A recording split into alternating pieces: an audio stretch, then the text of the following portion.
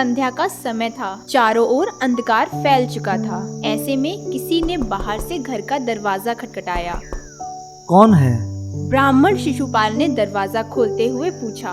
एक परदेसी। क्या मुझे रात काटने के लिए स्थान मिल जाएगा?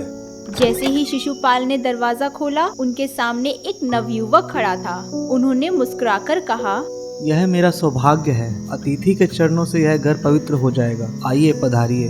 अतिथि को लेकर शिशुपाल घर के भीतर गए। शिशुपाल के पुत्र ने अतिथि का आदर सत्कार किया। यह देख परदेशी मुग्ध हो गया। भोजन आदि से निपटकर दोनों बातें करने लगे।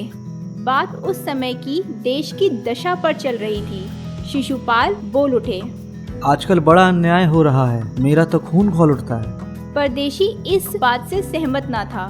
कुछ चिढ़कर वह बोला, दोष निकालना तो सुगम है, परंतु कुछ करके दिखाना कठिन है। शिशुपाल को ऐसा लगा जैसे किसी ने उनके मर्म को छू दिया हो। वे बोले, अवसर मिले तो दिखा दूं कि न्याय किसे कहते हैं। तो आप अवसर चाहते हैं? हाँ, अवसर चाहता हूँ। कोई अपराधी दंड से ना बचेगा।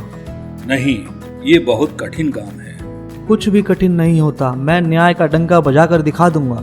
परदेशी के मुख पर धीरे से एक मुस्कुराहट आई और चली गई। कुछ देर बाद वे सो गए।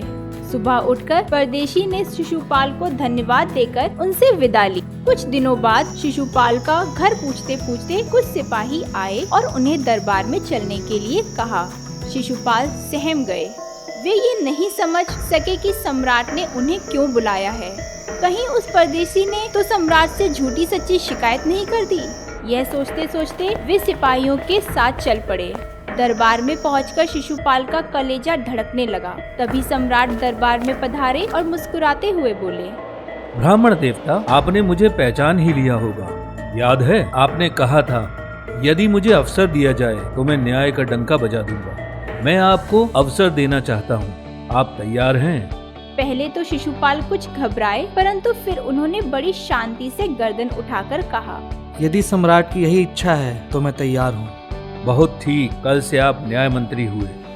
सम्राट ने कहा और अपने हाथ से अंगूठी उतारकर शिशुपाल को पहना दी। यह सम्राट अशोक की राजमुद्रा थी।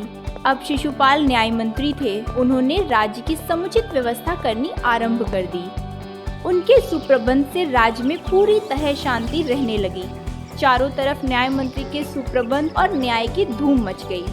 लगभग 1 महीने बाद किसी ने रात के समय एक पहरेदार की हत्या कर दी। प्रातःकाल होते ही ये बात चारों तरफ फैल गई। शिशुपाल की तो नींद ही उड़ गई। उन्होंने खाना पीना छोड़कर अपराधी का पता लगाने में रात दिन एक कर दिया। बहुत प्रयत्न करने के बाद जब अपराधी का पता चला तो शिशुपाल के आश्चर्य का ठिकाना न रहा। स्वयं सम्राट ने उस पहरेदार की हत्या की थी।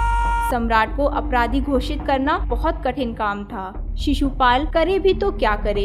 एक ओर वे न्याय मंत्री थे और दूसरी ओर सम्राट के सेवक।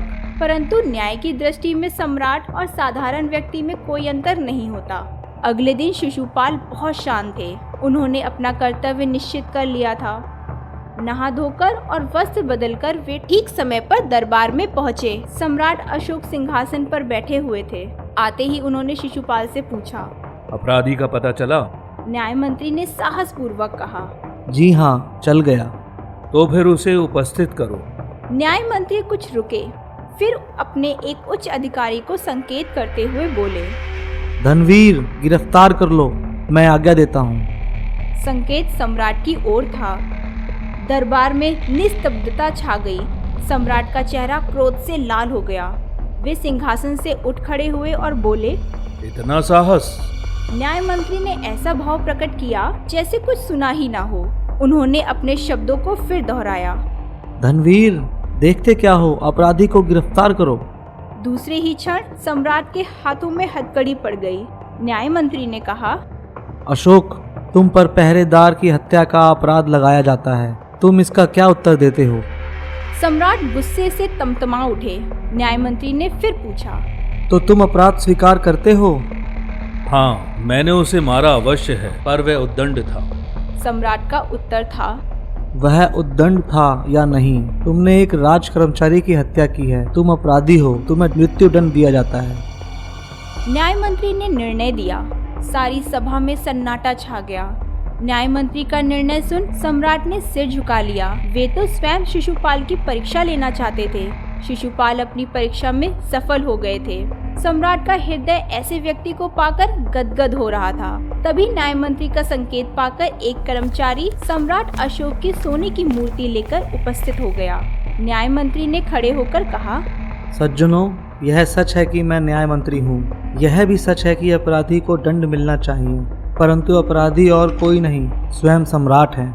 शास्त्रों में राजा को ईश्वर का रूप माना जाता है, इसलिए उसे ईश्वर ही दंड दे सकता है। अतएव मैं आज्ञा देता हूँ कि सम्राट को चेतावनी देकर छोड़ दिया जाए। उनके स्थान पर इस सोने की मूर्ति को फांसी पर लटका दिया जाए, जिससे लोगों को शिक्षा मिले। न्याय मंत्री का न्याय सुन लोग उनकी जय जयकार कर उठे। जब सब लोग चले गए तो शिशुपाल ने राजमुद्रा सम्राट अशोक के सामने रख दी और बोले, महाराज, यह राजमुद्रा वापस ले लें, मुझसे यह बोझ नहीं उठाया जाएगा। अशोक ने सम्मान भरी दृष्टि से उनकी ओर देखते हुए गदगद कंठ से कहा, आपने मेरी आंखें खोल दी हैं। आपका साहस प्रशंसनीय है। ये बोझ आपके अतिरिक्त और कोई नहीं उठा सकता। न्याय मंत्री निरुत्तर हो गए।